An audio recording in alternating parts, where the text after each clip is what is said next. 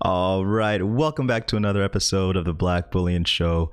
The current crisis, the current issue, what we like to call here the Ronies, has given us a lot of amnesia about the state of the economy. Yesterday, we went over Peter Schiff's analysis on how the Ronies are blinding us to the fact that our economy was already preparing for the business cycle's end. We also went over the exuberance we're seeing from the earnings season, covering up the fact that revenues have been boosted by cost-cutting measures like layoffs. Now, let's remind ourselves of what many analysts were calling for around March and April. Now, this may be no surprise to you. We kept hearing it over and over again, the V-shaped recovery. But before we get into that, if you're new to this channel, please hit that big red subscribe button right down below. Also, please hit the like button.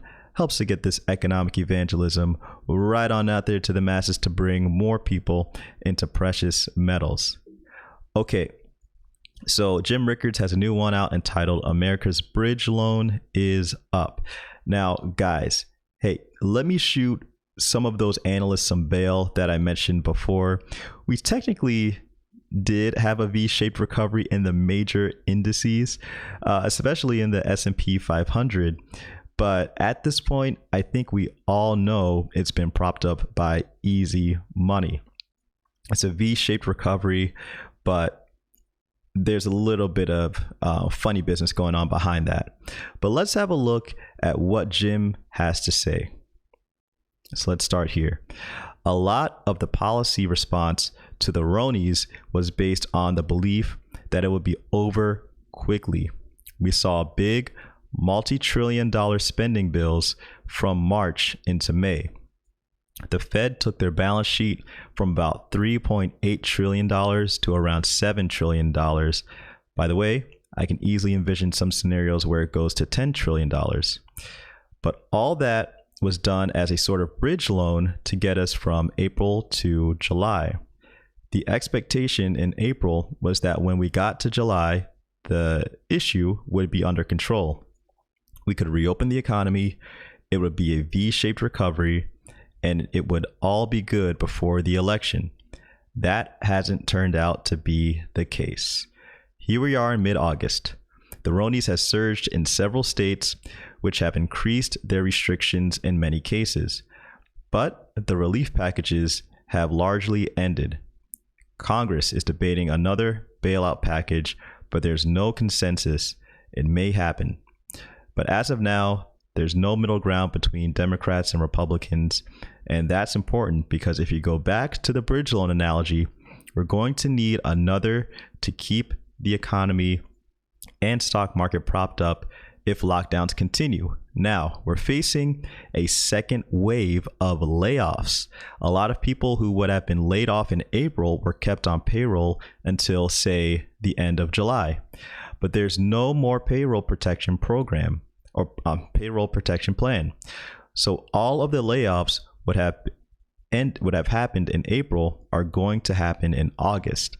Come September, when we get the August employment report, we may see a real deterioration of employment based on what I'm describing.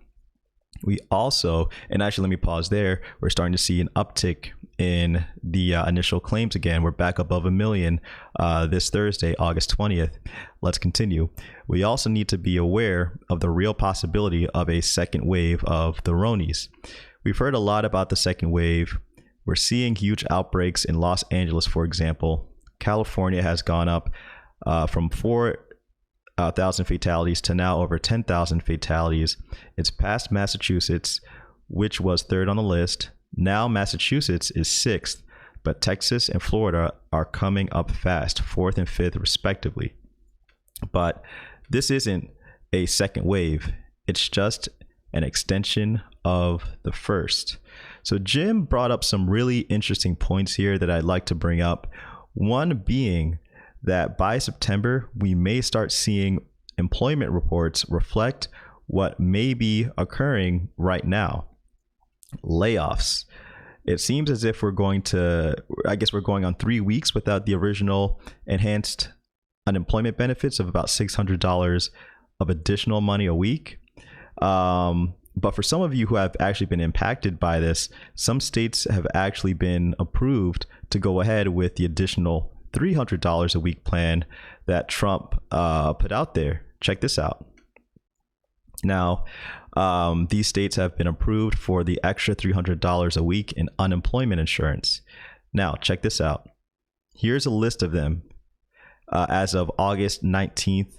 And if any of these states here are where you are, and if you're in need of this, definitely take note of it. We have Arizona, Colorado, Idaho, Iowa, Louisiana, Maryland, Missouri, Montana, New Mexico, Oklahoma, Utah.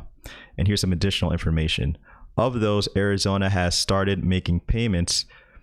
A few other states, including Michigan and New Hampshire, have applied. South Dakota is not applying for the benefit. Okay, guys, so I keep saying that fall is going to get a lot worse. So everyone, as you can see here, things are starting to kind of, again, I keep talking about a sea change here, but everyone, please take care of yourselves. Please prepare. We're gold and silver stackers here, but make sure you have a wad of fiat for those near-term expenses and those random surprises that can knock us off our path from time to time in life. All right, guys, thanks again for watching. I hope that list helped, and thanks again for watching. Please hit that like button. Please subscribe. It's Black Bullion.